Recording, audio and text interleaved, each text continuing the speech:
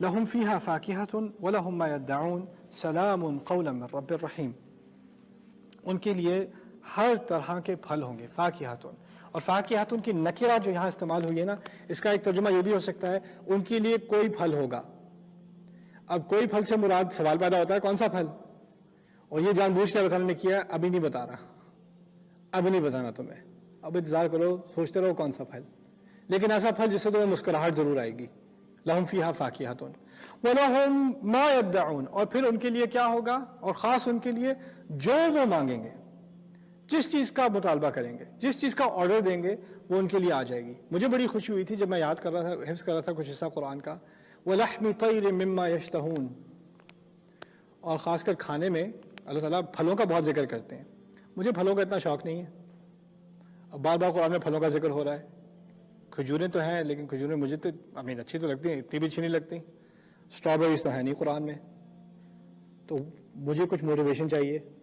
اب میں یاد کر رہا ہوں تو آیت آتی ہے وَلَحْمِ طَيْرٍ مِّمَّا يَشْتَهُونَ، پرندوں کا گوشت جس کی تمہیں بڑی چاہت ہے. میں نے کہا چلو چکن کا انتظام تو ہو گیا. ایک ایک چیز کا بار کہیں کہیں جا کر کہیں نہ کہیں ذکر ہو جاتا ہے. وَلَحْمِ طَيْرٍ مِّمَّا يَشْتَهُونَ، لیکن اس کے علاوہ بھی، کھانے کے علاوہ بھی گھر کی بات، کسی اور چیز کی بات، وہ جنت کے بارے میں جو جن امیدوں کا ذکر کیا گیا ہے. فرض کریں ایک بچے نے مجھ سے آ کے پوچھا تھا ایکچولی کہ اگر میری فیملی اوپر والی جنت میں پہنچ گئی کسی 7ویں درجے کی اور میں نیچے والے میں ہوا تو میرا کیا ہوگا. اس کا بھی ذکر ہے قرآن میں.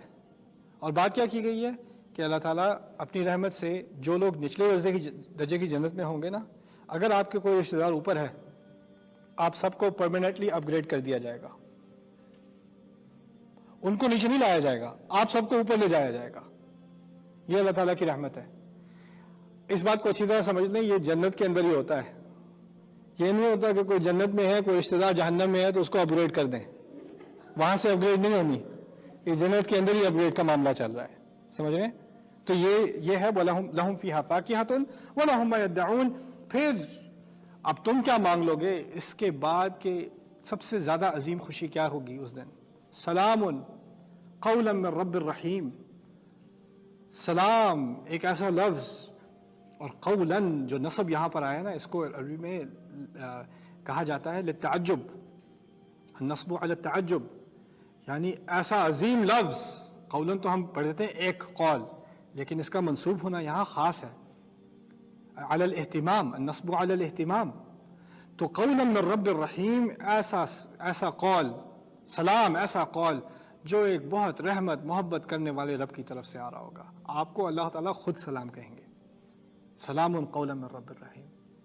یہ ملاقات جو ہماری اللہ تعالیٰ سے ہونی ہے نا، یہ دو طرح کی ہیں. ایک لوگ ہیں جو اللہ تعالیٰ سے ملنا چاہتے ہیں، ان سے التجا کرنا چاہتے ہیں یوم القیامت میں اور قیامت کے دن، لیکن ان کو موقع نہیں دیا جاتا. لا ينظر الیہم یوم القیامت ولا یزکیہم، نہ ان کی طرف خدا دیکھے گا نہ ان کو پاک کرے گا. کچھ لوگوں کی طرف اللہ دیکھنے سے بھی انکار کر دیتے ہیں. دوسری طرف وجوہ یومئذ ناظرہ الی ربہا ناظرہ، کچھ شکلیں ایسی ہوں گی جو روشنی سے بھری ہوں گی کیونکہ وہ رب کی طرف دیکھ رہی ہوں گی، رب کو تاک رہی ہوں گی، غور سے گھور رہی ہوں گی اللہ تعالیٰ کی طرف. اللہ تعالیٰ کچھ اہل ایمان کو اپنے دیکھنے کا موقع ملے گا، اسی لیے ہماری شکلیں نور سے بھری ہوں گی، اللہ تعالیٰ کے نور سے. وجوہ یومئذ ناظرہ الی ربہا ناظرہ.